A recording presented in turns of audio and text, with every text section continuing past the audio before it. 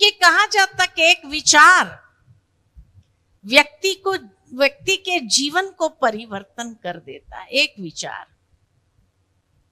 बहुत सुंदर एक दृष्टांत याद आता है कि एक बार एक कुम्हार था, माटी ले आया, सोचा चिलम बनाता हूं, माटी को रौंदने लगा। उतने में घर में से उसकी पत्नी बाहर आई तो कुम्हार से पूछती है, क्या कर रहे हो? तो कहा, सोचा है चिलम बनाओ, इसलिए ये माटी ले आया। पत्नी ने कहा, चिलम क्यों बनाते हो? गर्मी के दिन शुरू हो गए हैं, सुराही बनाओ, लोगों को शीतल जल तो मिलेगा। इतना बोल करके वो पत्नी अंदर चली गई। कुम्हार सोचने लगा कि बात तो ये ठीक कर रही है, गर्मी के दिन आ गए हैं, सुराही बनाना चाहिए, लोगों को शीतल जल तो मिलेगा। वो फिर से माटी रौंदने लगा। उतने में माटी से आवाज आई, अरे कुम्हार, क्या कर रहा है? तो कुम्हार ने कहा, सुराही बना रहा हूं। माटी ने कहा, तू तो चिलम बना रहा था। क्या सोचा तो था चिलम बनाऊं, लेकिन अब विचार बदल गया। माटी कहती है, तेरा तो विचार बदला, मेरी तो किस्मत ही बदल गई। चिलम बनाता था तो खुद भी जलता था, दूसरों को भी जलाता था, लेकिन अब सुराही बना रहा है, खुद भी शीतल रहूंगी, दूसरों को भी शीतलता प्रदान करूंगी। एक विचार मनुष्य की किस्मत को बदल सकता है। इसलिए अगर नकारात्मक सांचा होगा तो किस्मत कैसी होगी, और सकारात्मक सांचा अगर दे दिया, क्योंकि ये चुनाव हमारा अपना है। सकारात्मक सांचा या नकारात्मक सांचा, ये चुनाव हमारा अपना है कि हम अपनी जिंदगी के लिए क्या चुनते हैं। और इसलिए जैसे ही सकारात्मक सांचा हमने अपने मन को दे दिया, फिर देखो जिंदगी का स्वरूप ही बदल जाता है। जिंदगी शायद बहुत आसान हो जाएगी, सरल हो जाएगी, कॉम्प्लिकेटेड नहीं। दूसरा सिद्धांत जो समझने की आवश्यकता है वह है कि जिंदगी में बातें तो बहुत आएगी, अनेक प्रकार की बातें आएगी। कोई कोई बातें चुभने वाली भी होती है, लेकिन जैसे ही कोई बात आए, समझदारी ये है कि बात को छोड़ते जाओ, बात को पकड़ के नहीं रखो। जिंदगी को आसान बनाना है तो बातों को छोड़ते जाओ, बातों को पकड़ के नहीं रखो। जितना बातों को पकड़ के रखेंगे, समय के साथ साथ उस बात को खींचते जाएंगे। 2 दिन पहले उसने मुझे ये कहा था, मैं उस बात को भूल नहीं पा रहा हूं। 2 हफ्ते पहले उसने मुझे ये बात कही थी, वो बात मेरे मन से निकल नहीं रही है। माना हम खींच रहे हैं बात को। बात समझदार है, बात आई और चली गई, लेकिन हम उस बात को पकड़कर बैठ गए। 2 दिन, 2 सप्ताह, 2 महीना, कभी कभी 2 साल तक भी खींचते हैं। 2 साल क्या, 20 साल तक भी हम उस बात को खींचते रहते हैं। बस उसने मुझे ऐसा क्यों कहा था, सामने वाले ने माफी भी मांग ली हो, लेकिन फिर भी हम उस बात को छोड़ते नहीं हैं। और जब जब मौका मिलता है क्या करते हैं, उस बात का प्रत्युत्तर बार बार देते रहते। इसीलिए दूसरा सिद्धांत कहता है लेट गो करना सीखो। जिंदगी को आसान बनाना है, बातों को पकड़ो नहीं, लेट गो करो। संक्रांत के दिन विशेष लोग पतंग उड़ाते हैं, और जो पतंग उड़ाने वाले माहिर होते हैं उनको मालूम है कि रस्सी जो है, जो पतंग के साथ जुड़ी डोर है, वो डोर को कब खींचना चाहिए और कब ढील छोड़नी चाहिए। अगर किसी ने फंसाया हो, दूसरा पतंग अगर फंसाया हो और उस समय कोई खींचना चालू करे तो क्या होगा, कट जाएगा। लेकिन ऐसे समय पर ढील छोड़नी होती है। जब ढील छोड़ते हैं तो वो पतंग और ऊंचा उड़ता जाता है और वो डोर कटती नहीं है। ठीक इसी तरह जिंदगी के अंदर भी बातों को अगर खींचते रहेंगे तो क्या होगा, रिश्ते कटते जाएंगे। ऊंचाई को तो जाएंगे, लेकिन रिश्ते अगर कटते गए, अंत में अकेले रह गए तो क्या फायदा। इसलिए कभी कभी कोई बातों में ढील छोड़ देनी होती है। छोड़ दो। कहावत है छोड़ो तो छूटे।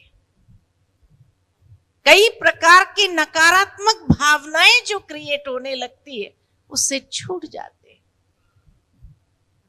हमारी एनर्जी वेस्ट नहीं जाती है।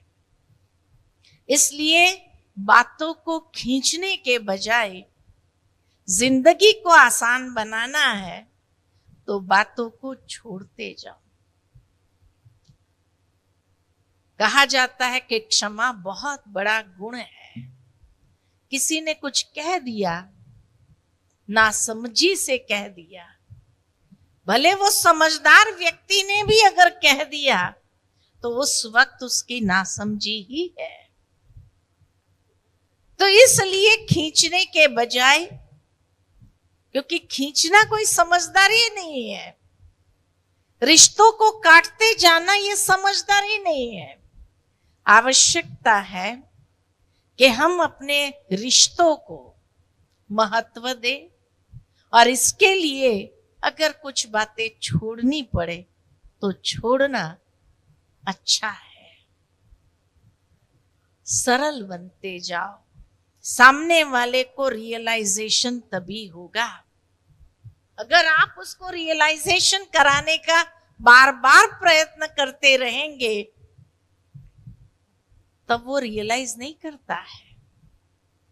उसको लगता है कि अगर ये मुझे पाठ पढ़ाना चाहता है मैं भी पढ़ा सकता हूं।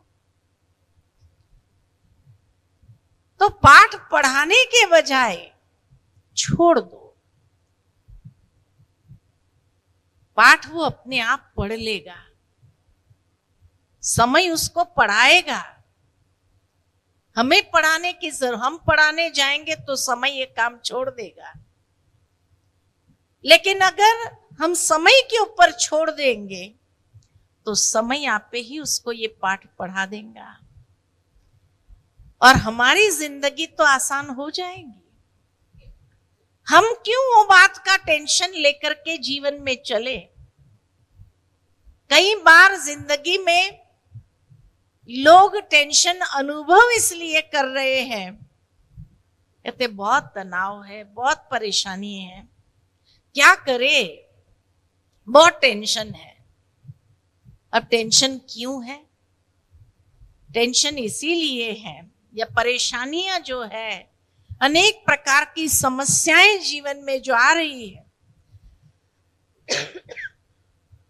उसका कारण कहीं ना कहीं व्यक्ति स्वयं है। कैसे वो स्वयं है?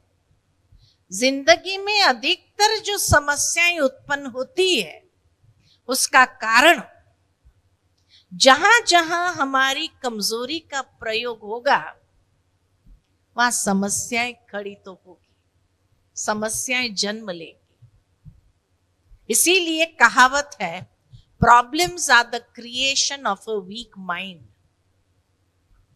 समस्याएं जो निर्मित है वो समस्याओं का निर्माण इसीलिए है कि जहां हमने अपनी कमजोरी का प्रयोग किया वहां समस्याएं निर्मित होनी है।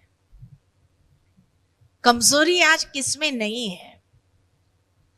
हर एक इंसान के अंदर शक्ति भी है, कमजोरी भी है। जहां कमजोरी का प्रयोग होगा वहां समस्या खड़ी होगी, जन्म लेंगी।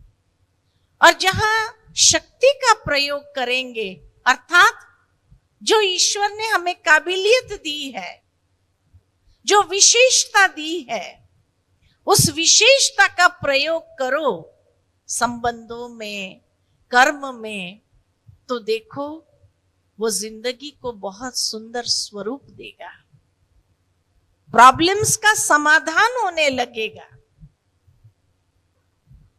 तो इसलिए जहां व्यक्ति समझता है कि हाँ मेरी ये कमजोरी है, ये तो हर कोई जानता है कि उसकी अपनी कमजोरी कहां कहां है, और वो कमजोरी का जब प्रयोग करता है तो वो कमजोरी से जरूर समस्याएं क्रिएट होगी।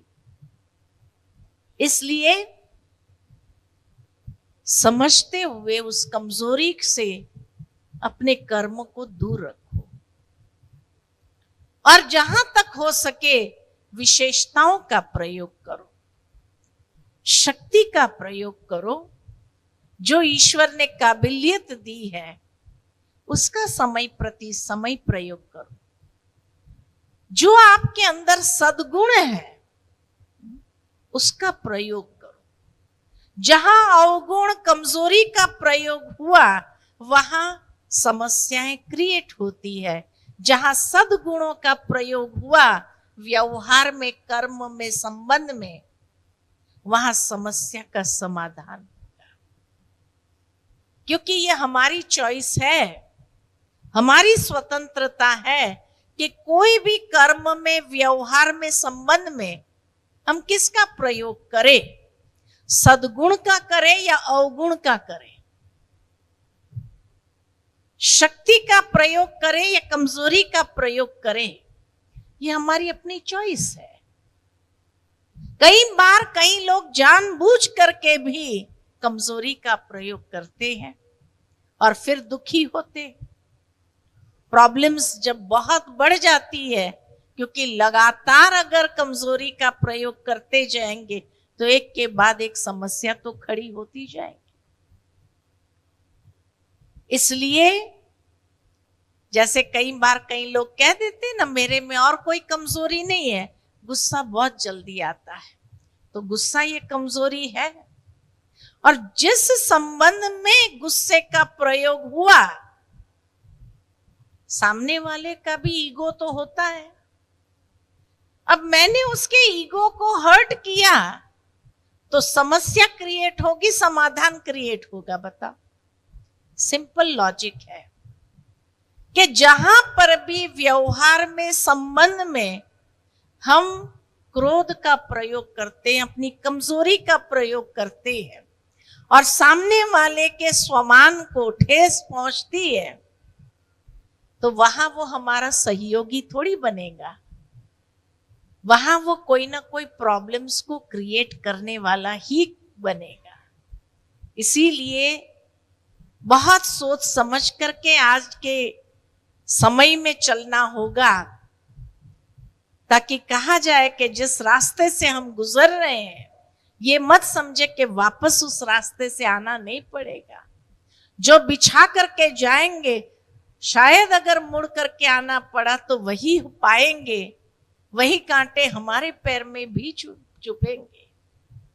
तो इसीलिए जिंदगी को आसान बनाना है तो कमजोरी के प्रयोग के बजाय, अवगुणों के प्रयोग के बजाय सद्गुणों का प्रयोग करते जाए, और वो सद्गुणों का प्रयोग करने से शायद बहुत सुंदर अनुभव होगा। बहुत सुंदर मुझे एक बात याद आती है कि एक बार, और ये सत्य घटना है, एक बार एक कॉन्ट्रैक्टर था, तो बिल्डिंग बना रहा था, और बिल्डिंग बनाते बनाते उसने, उसके नक्शे में शायद उसको पता नहीं चला, तो पास में ही फॉरेस्ट की जगह थी, फॉरेस्ट डिपार्टमेंट वालों की, तो उस जगह पर भी उसने कंस्ट्रक्शन अपना कर लिया। अब कर तो लिया, फॉरेस्ट वाले आ गए, कहा भाई ये अवैध आपका है, इसको तोड़ना पड़ेगा। इस व्यक्ति ने बहुत प्यार से बात किया, लेकिन माना नहीं, उसने कुछ पैसे की डिमांड किया। अब ये व्यक्ति ने उस समय तो मना कर दिया कि भाई मेरा सिद्धांत नहीं है कि मैं रिश्वत दूं, ये करूं, उसने मना कर दिया। फिर सोचा कि चलो इसको कोई भेंट सौगात तो दे देवे। भेंट सौगात उसने दे दिया कुछ। उसके बाद वो कुछ समय के बाद ही वो फॉरेस्ट वाले का रिटायरमेंट हो रहा था, और रिटायरमेंट जब जैसे ही हो रहा था तो उसने सोचा चलो उस भाई को मिल के आता हूं और कहता हूं कि भाई मैंने तेरा काम कर दिया है, अब आगे जो ऑफिसर आएगा तुझे परेशान नहीं करेगा। वो ये अच्छी बात कहने के लिए आया, लेकिन ये भाई की मिसअंडरस्टैंडिंग हो गई, और मिसअंडरस्टैंडिंग हो गई तो उसको लगा कि ये और रिश्वत मांगने के लिए आया है। तो बहुत उसको उस समय गुस्सा आ गया, अनकंट्रोलेबल गुस्सा आ गया। इतना उलट सुलट उसने बोल दिया, उसको बहुत कुछ बोल दिया। बाद में वो भाई ने जाते जाते कहा कि ठीक है, मैं तो रिटायर हो रहा था तो मैंने सोचा मैं आपको ये बता के जाऊं, मैंने अच्छा कर दिया है, लेकिन अब जो आपने मुझे दिया है ना, अब मैं ऐसा करके जाऊंगा कि आप के ऊपर और ज्यादा मुसीबत आएगी और कभी आप उससे छूट नहीं पाएंगे। और सचमुच उसके बाद जो वो लिख करके गए और दूसरे ऑफिसर्स भी जो आए, कितना उसने प्रयत्न किया। एक कमजोरी कितनी भारी पड़ती है कभी कभी लाइफ में। एक जो व्यक्ति के जीवन में अवगुण है, कितना कॉम्प्लिकेटेड उसकी लाइफ को बना देता है। समाधान का नामो निशान नहीं होता है। अनेक रूप से उसने प्रयत्न किए, ऊपर तक जाने का प्रयत्न किया, लेकिन कोई, उसने लिखा ही ऐसा स्टेटमेंट था जो कोई उस बात को क्रॉस नहीं कर सकता था।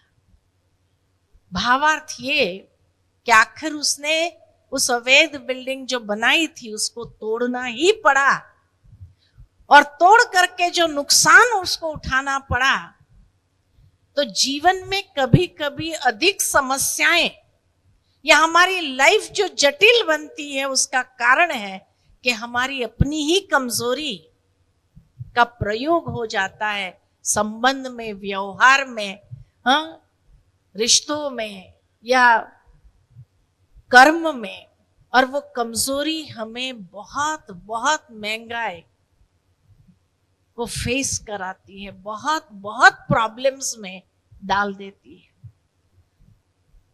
उसके बदले अगर प्यार से उसको रिसीव किया होता था, प्यार से उससे बात किया होता था, उसको थैंक्स कर दिया होता था, मिसअंडरस्टैंड करने के बजाय पहले उसका आने का उद्देश्य समझ लेता था, न कि आवेश में एकदम आ जाता, तो शायद संबंध सुमधुर होते थे।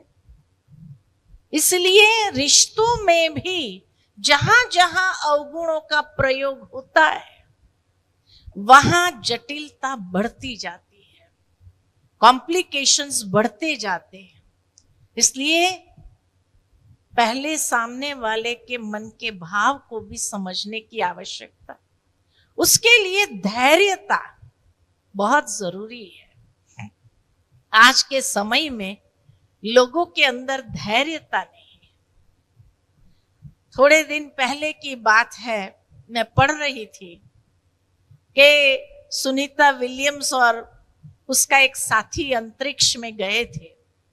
हम सभी जानते हैं, गए थे 8 दिन के लिए, खाली 8 दिन के हिसाब से तैयारी थी उनकी अंतरिक्ष में। लेकिन वहां जाने के बाद जब वापस लौटने का समय आया तब पता चला कि भाई यान में कोई ना कोई टेक्निकल फॉल्ट है और अब उनको वहां रुकना पड़ेगा। सोचो, अधीर्यता अगर आ जाती तो क्या होता। उन्हें यह भी पता नहीं है कि कितना समय हमें अंतरिक्ष में रहना होगा। न उनके पास कोई तैयारी थी इतना समय रहने की। अगर अधीर्य हो जाते थे, मेंटल इंबैलेंस क्रिएट कर लेते थे तो क्या होता था। 9 महीने तक अंतरिक्ष में फंसे रहना, कोई साधन नहीं है उनके पास, पानी खत्म हो गया, खाना पीना खत्म हो गया, क्योंकि 8 दिन के हिसाब से ही तो गए थे। लेकिन सोचने की बात है कि कितना मानसिक संतुलन रखा होगा, कितनी धैर्यता रखी होगी 9 महीने तक। वहां से लेकर के कोई के ऊपर गुस्सा करना कि भाई आप लोग क्यों हमें कोई यान भेज नहीं रहे हैं, क्यों नहीं कर रहे हैं हमारे लिए। अगर हिम्मत हार जाते थे, धैर्यता समाप्त हो जाती थी, मानसिक संतुलन समाप्त हो जाता था तो क्या होता था, खत्म हो जाते थे। जिंदगी के अंदर जिंदगी कभी कभी परीक्षा लेती है। जहां हमारी तैयारी नहीं होती है वहां भी हमें परीक्षा देनी पड़ती है। लेकिन जितनी धैर्यता होती है, मानसिक संतुलन हमारा इतना बना रहता है और उस मानसिक संतुलन के आधार पर हम उसको हैंडल कर सकते हैं और हैंडल करके विजयी होकर के लौट सकते हैं। ये प्रत्यक्ष एग्जाम्पल है जिंदगी को आसान बनाने के लिए। जितने भी उसके फोटोग्राफ्स आते थे अंतरिक्ष से, हमेशा मुस्कुराता हुआ चेहरा, हमेशा मुस्कुराता हुआ चेहरा, और उस जिंदगी को एक्सेप्ट करना, उस परीक्षा को एक्सेप्ट करना। और पल पल उन्हें समय का एहसास नहीं है, क्योंकि सैटेलाइट इतना फास्ट घूमता था, जो कहा जाता कि 150 मिनट में पूरा राउंड लगा देता था। हर 75 मिनट के बाद दिन उगता था, हर 75 मिनट के बाद रात उगती थी। तो उन्हें यह भी पता नहीं कि हम कितना समय से बैठे हैं, कितने दिन रात गुजर रहे हैं, कितनी धैर्यता की आवश्यकता होती है। तब मानसिक संतुलन। और आज जब उनका टेस्ट हो रहा है, साइकोलॉजिकल टेस्ट जो हो रहे हैं, उसमें भी यही पाया जा रहा है कि इन्होंने जो धैर्यता रखी और मानसिक संतुलन को बिगड़ने नहीं दिया, तो आज वो मेंटली सुरक्षित है। सोचो कि कभी हमारे साथ अगर ऐसी बात हो तो क्या हमारे मन की धैर्यता रहेगी? क्या हम प्रिपेयर्ड है उसके लिए? ये मेंटल शॉक लग जाएगा हमें, और उस मेंटल शॉक के कारण हम अपनी जिंदगी को क्या बना देंगे।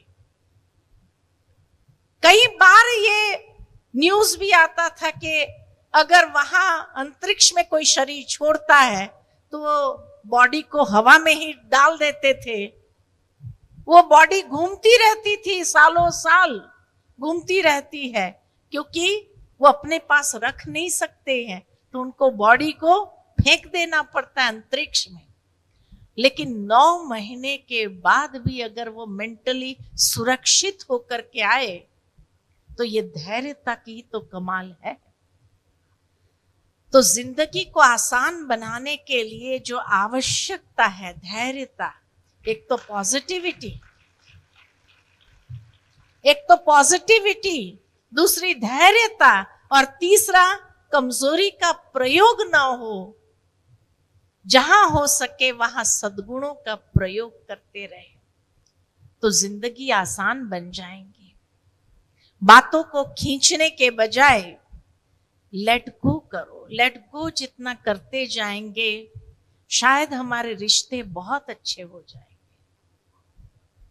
मेरा एक कार्यक्रम था मुंबई में, और मुंबई में मेरे कार्यक्रम के बाद एक भाई मुझे मिलने आया। मुझे बताने लगा, बहन जी मैं बहुत बड़ा बिजनेसमैन। मैंने कहा बहुत अच्छी बात। उसने कहा मेरा बिजनेस जो है ना 3-4 देशों में फैला हुआ है। इतना मेरा कारोबार बड़ा चल रहा है। उन 3-4 देशों में जहां अलग अलग संस्कृति है, अलग अलग भाषाएं हैं, उन लोगों के साथ मेरा बिजनेस चलता है। मैंने कहा बहुत अच्छी बात। बोले वहां मुझे कोई प्रॉब्लम नहीं आया कभी भी, विभिन्न संस्कृति वाले लोगों के साथ बिजनेस करने के बावजूद भी। लेकिन आज तक मैं अपनी लाइफ में ये समझ नहीं पाया कि पर्सनल लाइफ में मैं कहां गलत हूं कि 3 बार मेरा डिवोर्स हुआ। 3 बार मेरा डिवोर्स हुआ। आज मेरे साथ कोई भी रहना नहीं चाहते हैं, मेरे बच्चे भी मेरे साथ रहना नहीं चाहते हैं। तो कहा पर्सनल लाइफ में मैं कहां गलत हूं, मैं अभी तक समझ नहीं पाया कि जहां देश विदेश में मैं अगर बिजनेस में सफल रहा, इतना बिजनेस कर पा रहा हूं, लेकिन पर्सनल लाइफ में आज मैं एकदम अकेला हूं। और मैं एक बहुत सक्सेसफुल बिजनेसमैन हूं। मैं सोच में पड़ गई, क्या उसको सक्सेसफुल कहेंगे जो अपने जिंदगी के अंदर अकेलापन महसूस कर रहा है? उसके कोई बच्चे उसके साथ रहना नहीं चाहते हैं, तो भले ने आज कारोबार उसका 3-4 देशों में क्यों ना हो, लेकिन उसको सफल तो नहीं कहेंगे ना। कारण क्या? कहीं ना कहीं उसका ईगो बीच में आता रहा, और उस ईगो के कारण ही उसकी लाइफ आज इतनी जटिल हो गई, जो वो समझ नहीं पा रहा है कि इतना बड़ा जो मैंने साम्राज्य है बिजनेस का, वो मैं किसको सौंप के जाऊं। ये आज उसके लिए बहुत बड़ा प्रॉब्लम है कि मेरा कोई बच्चा मेरे साथ रहना नहीं चाहता है, तो मैं इतना बड़ा जो बिजनेस मेरा एम्पायर है वो किसको सौंप के जाऊं, समझ नहीं पा रहा है। तो कहां ना कहां वो ईगो बीच में तो आ रहा है। इसीलिए कहा कि भले बिजनेस कॉन्टेक्स्ट उसके देश विदेश में होंगे, लेकिन पर्सनल लाइफ में तो बहुत बड़ा फेलियर कहेंगे उसको, जो रिश्तों को निभा नहीं सका। और जब ये बात मेरे दिमाग में आती है, तब एक बात हंसी की मेरे मन में आ जाती है कि एक बार एक पति पत्नी रहते थे, और पत्नी पतिव्रता थी। जब भी पति बाहर से आता था, ऑफिस से आता था, तो तुरंत घर का दरवाजा खोल करके सामने स्वागत करके हाथ में जो कुछ भी होता था ले लेती थी। पानी तैयार रखती थी, कुछ चाय नाश्ता भी तैयार रखती थी रोज। लेकिन एक दिन देखा गया कि पति जब काम से आया, तो आज दरवाजा तो घर का खुला था, लेकिन पत्नी सामने नहीं थी वेलकम करने के लिए, उसके हाथ से सामान लेने के लिए भी वहां नहीं थी। देखा तो वो टीवी देख रही थी। पति ने सोचा कि होगा कोई उसका कोई कार्यक्रम चल रहा होगा, चलो कोई बात नहीं। उसने सामान रखा वहां पर, पानी भी नहीं है, चाय भी नहीं है, कुछ नाश्ता भी नहीं है। उसने सोचा चलो, जैसे ही अंदर आया कुछ नहीं है, उसने पत्नी से पूछा क्या बात है। पत्नी ने कहा कोई बात नहीं, लेकिन फिर भी उठी नहीं पत्नी कि पानी का ग्लास दूं मैं, जैसे रोज करती थी। वो टीवी देखती रही। पति ने सोचा चलो मैं खुद ही पानी ले लेता हूं। किचन में गए तो सारे बर्तन ऐसे ही पड़े हैं, रात से ही बर्तन सारे ऐसे ही पड़े हैं, एक ग्लास भी नहीं है। सोचा चलो धुलाई करके ले लेता हूं। धुलाई कर लिया और पानी पी लिया। पानी पीने के बाद फिर आकर के पत्नी से पूछा क्या बात है। पत्नी ने कहा कोई बात नहीं। पति ने सोचा ठीक है फ्रेश हो जाता हूं। कमरे में गया तो बिस्तर भी ऐसा ही पड़ा है, कपड़े भी इधर उधर पड़े हुए हैं, कुछ भी समेटा नहीं है, कुछ भी सफाई नहीं है। तो बड़ी झुंझलाहट उसको आ गई। आकर के उसने जोर से पूछा पत्नी को आखिर बात क्या है। तो पत्नी ने कहती है रोज आप शाम को आकर के एक ही बात कहते हो कि तू सारा दिन करती क्या है, तू सारा दिन करती क्या है। आज मैंने कुछ नहीं किया, आज मैंने कुछ नहीं किया, तो आप देख सकते हैं घर की हालत क्या है। कई बार हम सोचते हम ही काम कर रहे हैं, पत्नी घर में होती है तो कोई काम नहीं करती होगी। अरे घर में भी बहुत सारा काम होता है। आप एक दूसरे का अगर सेल्फ रिस्पेक्ट रखेंगे तो बहुत अच्छा रिश्ता बनेगा आपका, पारिवारिक मधुरता आपकी बनी रहेगी। लेकिन अगर सामने वाले को आप यही कहेंगे तू सारा दिन करती क्या है, तू सारा दिन करती क्या है, कभी अगर वो हड़ताल पर चली गई तो क्या होगा। लाइटर वेन में ये बात मैं कह रही हूं, लेकिन आज कई बार कई जगह पर ये बात सुनने को मिलती है। कई बहनें कहती हम सारा दिन काम करने के बाद भी हमें यही कहा जाता है तू सारा दिन करती क्या है। भावार्थ ये कि एक दूसरे के स्वमान को ठेस पहुंचाने के बजाय अगर घर में कलह क्लेश न हो, घर में मधुरतापूर्ण वातावरण बना रहे, उसके लिए अगर हम एक दूसरे का सेल्फ रिस्पेक्ट अगर बना रखे तो शायद हमारी जिंदगी बहुत आसान हो जाएगी। जिंदगी आसान न होने का कारण ही यह है कि कहीं ना कहीं हम किसी के ईगो को हर्ट करते हैं, उसको ठेस पहुंचाते रहते हैं, इसलिए कॉम्प्लिकेशन बढ़ जाता है। और एक बात, जिंदगी को आसान बनाने के लिए, क्योंकि आज एक खिलौना हर एक के हाथ में आ गया है। कौन सा खिलौना? हर एक के हाथ में आ गया है। घर में 4 लोग होंगे, चारों एक दूसरे से बात नहीं करते हैं, लगे होंगे अपने उस खिलौने के साथ। कई लोग उस बात को महसूस भी कर रहे हैं कि पहले जो आनंद था, उमंग था, उत्साह था घर के वातावरण के अंदर, आज वो नहीं है। कि 4 जने हैं लेकिन कोई किसी से बात नहीं करता है। और जब कोई किसी से बात, भले सारे विश्व के साथ हम चैटिंग कर रहे हैं, देश विदेश में हम चैटिंग कर रहे हैं, लेकिन अपने साथ में रहने वाले के साथ हम बात तक नहीं कर पा रहे हैं। तो क्या होगा? घर के अंदर का वातावरण बहुत भारी हो जाएगा, हल्का नहीं रहेगा। जिंदगी को आसान बनाने के लिए वातावरण को हल्का रखना जरूरी है। वातावरण कैसे बनता है? वातावरण बनता है वार्ता से। वार्तावरण है कि वर्ण तैयार होता है वार्ता से। अगर हमारी वार्ता ही बंद हो गई तो घर का वातावरण कैसा रहेगा? भारी हो जाएगा।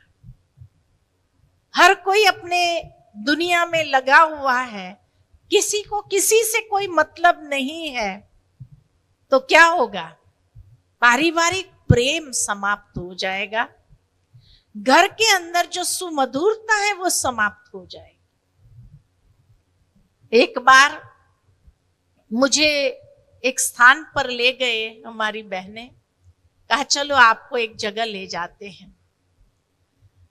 जब हम वहां गए तो बाहर में एक बोर्ड लिखा था वाईफाई जोन। वाईफाई जोन लिखा था तो मैंने कहा यहां जाने का तो कोई मतलब ही नहीं है, हर कोई लगा होगा। वाईफाई अगर फ्री मिल रहा है तो हर कोई लगा होगा उसके ऊपर, तो यहाँ ऐसी क्या खास बात है? कहा नहीं नहीं आप चलो तो सही, यहाँ बहुत खास बात है। हम गए तो अंदर में वाईफाई का मतलब लिखा था without internet family interaction. Wifi without internet family interaction.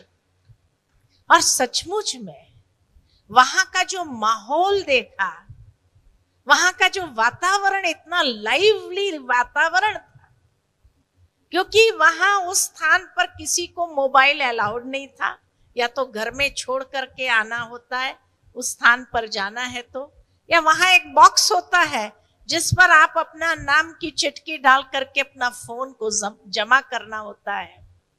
और फिर अंदर जाकर के देखो, छोटे बड़े बुजुर्ग हर कोई इतना आनंदित था, इतना खुशी से पहले वाली जो गेम्स थी वो खेल रहे थे। कोई कैरम खेल रहा था, आज शायद कैरम कोई देखता भी नहीं है। कोई कैरम खेल रहा था, कोई सांप सीढ़ी खेल रहे थे बच्चे, कोई लूडो खेल रहा था, कोई क्या खेल रहा था। इतना सुंदर वातावरण था, इतना माहौल लाइट था। क्यों? क्योंकि किसी के हाथ में मोबाइल नहीं था। आज हर कोई ये महसूस तो करता है कि पहले जब मोबाइल नहीं था तो हमारा जीवन बड़ा आसान था, हमारी जिंदगी आसान थी। आज भले कई कारोबार को आसान कर दिया इस मोबाइल ने, लेकिन हमारी जिंदगी कॉम्प्लिकेटेड हो गई। कोई व्यक्ति न चाहते हुए भी परेशान कर रहा होता है मोबाइल के कारण, क्योंकि आप कहीं पर भी हो वो आपको कैच कर सकता है। आप स्विच ऑफ भी नहीं कर पाते हैं वहां पर, और उसको जवाब भी नहीं देना चाहते हैं, लेकिन वो परेशान कर रहा है। तो व्यक्ति का टेंशन लेवल ही बढ़ गया है। कारोबार भले आसान हो गया हो, लेकिन शांति से न खाना खा सकता है, शांति से कोई बात नहीं सुन सकता है। ऐसे सुंदर अगर स्थान हो, लेकिन वहां भी वो मोबाइल उसको डिस्टर्ब कर रहा हो, बार बार कोई बुला रहा हो, क्या करना पड़ता है? आखिर उसको उठ के जाना ही पड़ता है।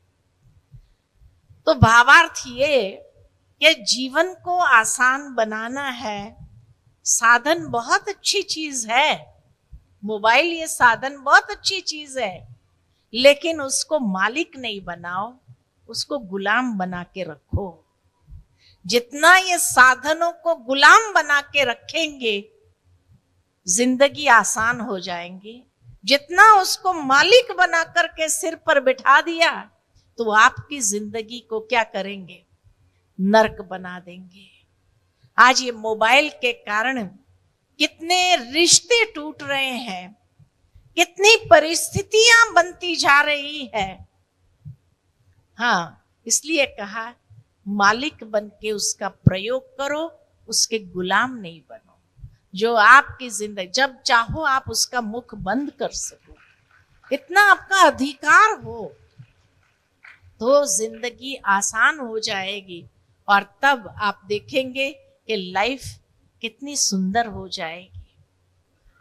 जो पहले का माहौल है, घर में भी जब जाते हो तो कोई कोई दिन तो ऐसा रख सकते हैं जिसको कहा जाए कि भाई बड़े बड़े घरों के अंदर भी आज ये सिस्टम बना दिया है कि घर में प्रवेश किया तो मोबाइल को जमा कर देना होता है। साथ में मिलकर के सब हंसी खुशी के साथ भोजन स्वीकार करते हैं, बातें करते हैं, अपने मन को हल्का कर देते हैं। मोबाइल अलाउड नहीं है।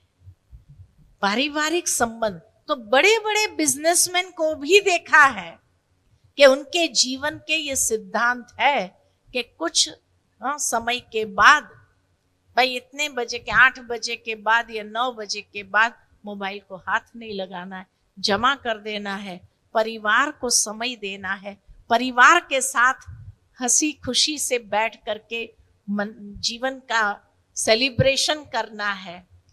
कितना दिन है हम सभी। तो इसीलिए कर्म सिद्धांत को समझते हुए जीवन की जो बातें हैं वो अधिकतर कॉम्प्लिकेशंस हमारे अपने समझदारी की कमी के कारण ही आ रही है। तो जिंदगी को आसान बनाना है तो भगवान ने जो ये बहुत पावरफुल गिफ्ट दिया है, बौद्धिक शक्ति, और उसमें भी जो विवेक शक्ति दी है, उस विवेक शक्ति का प्रयोग करते हुए, सही समय पर सही तरीके से उसका प्रयोग करते हुए उसका इस्तेमाल करें तो देखो जिंदगी कितनी आसान बन जाती है। एक दूसरे के साथ एक दूसरे को सम्मान देते हुए, सम्मान प्राप्त करते हुए, क्योंकि आप कभी भी किसी को सम्मान देंगे तो आपको सम्मान मिलेगा अवश्य। तो सम्मान दे करके, सम्मान लेते हुए जिंदगी को आसान बनाए। और भी कई बातें हैं लेकिन समय की एक सीमा है। तो इसीलिए जीवन के प्रति अपने दृष्टिकोण को बदले, अपनी सोच को बदले, अपने जो चित्त वृत्ति है उसको सकारात्मक सांचा दे और बातों को लेट गो करना सीखे तो देखो जिंदगी बहुत आसान हो जाएगी। इन्हीं शब्दों के साथ वाणी को विराम देती हूँ। ये तो कुछ प्रैक्टिकल टिप्स थी, लेकिन साथ में ये भी कहना चाहूंगी कि समय मिलता है तब मेडिटेशन भी अवश्य करें। अपने मन को एकाग्र करते हुए मन को सशक्त बनाए, मानसिक और बौद्धिक क्षमता को बढ़ाए, जिससे जीवन जब कभी परीक्षा ले सुनीता विलियम्स की तरह, तो कम से कम हमारे जीवन में धैर्यता बनी रहे और वो धैर्यता के साथ हम सुलझाएं, उलझाए नहीं, अपने जीवन को सुलझाते जाए। उस धैर्यता के साथ बड़े से बड़े परीक्षा पेपर को भी सहजता से मानसिक संतुलन के साथ उसको पार करें। तो उसके लिए थोड़ी क्षणों के लिए हम मेडिटेशन करेंगे, ध्यान में बैठेंगे, स्वस्थ होकर के बैठे सभी, पीठ सीधी हो एकदम, और जो विचार मैं आपको देती जाऊं उन विचारों को आप अपने मन के अंदर महसूस करें, फील करें, अंतर चक्षु से उसको देखने का अभ्यास करें। तो कुछ क्षणों के लिए अपने मन को बाह्य सभी बातों से समेट लेते हैं, अंतर चक्षु से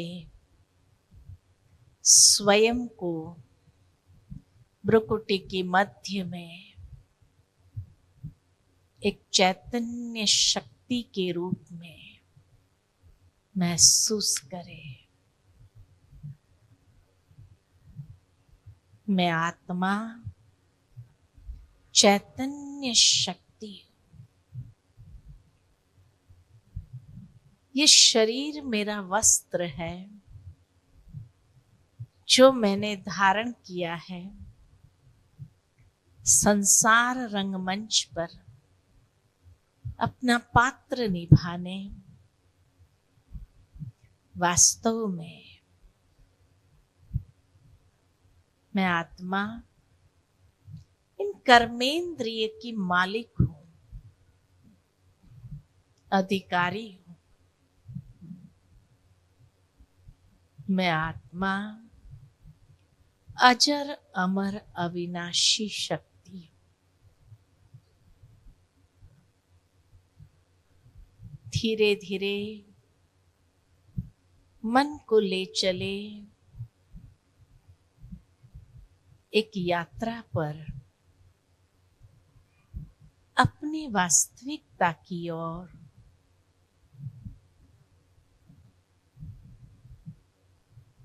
महसूस करें कि मैं आत्मा अपने असली स्वरूप में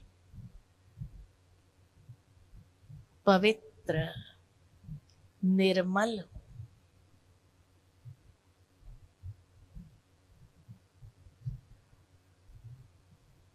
चारों ओर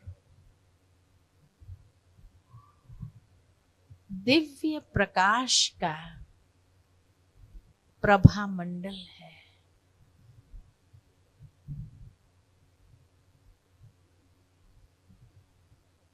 मैं आत्मा अपने स्वधर्म में स्थित हूं।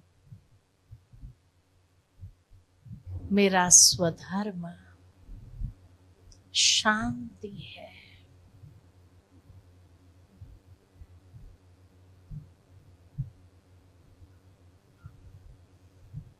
मेरे मन की गति शांत होती जा रही है। मेरे चारों ओर शांति के प्रकंपन फैले हुए हैं।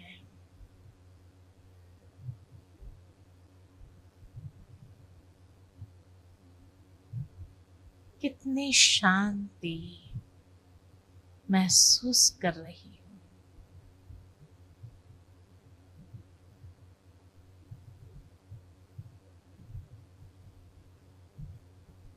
इसी शांति में सच्चा सुख समाया है। मैं आत्मा सुख स्वरूप हूं।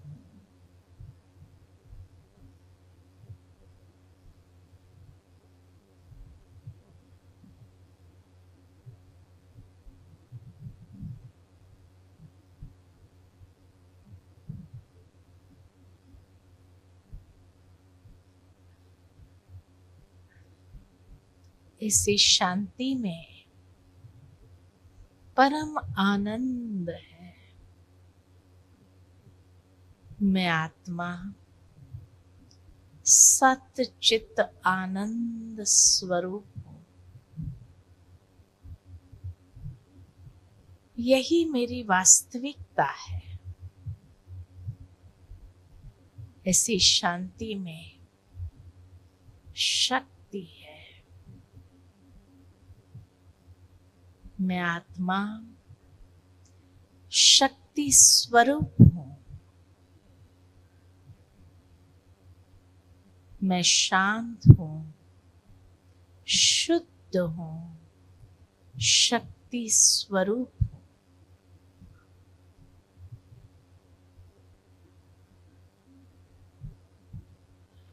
धीरे धीरे मन को ले चलते हैं ईश्वर के सानिध्य में, और अंतर चक्षु से देखती हूं जैसे मैं आत्मा प्रकाश पुंज हूं, वैसे मेरे पिता परमात्मा भी अनंत प्रकाशमान दिव्य तेजोमय स्वरूप है।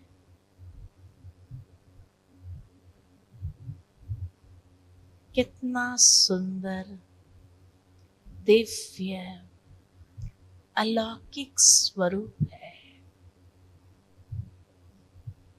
ईश्वर के सानिध्य में कितना सुकून महसूस कर रही है। मन शांत है, सुकून का अनुभव करती है।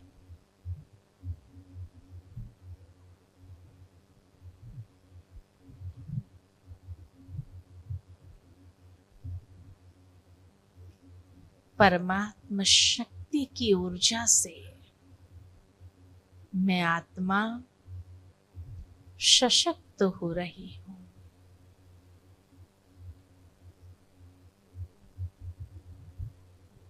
कितना सुंदर ये अनुभव है।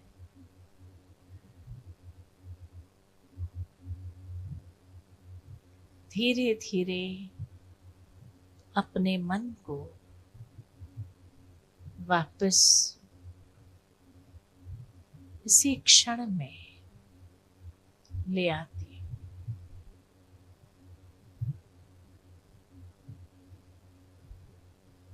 ओम शांति शांति शांति।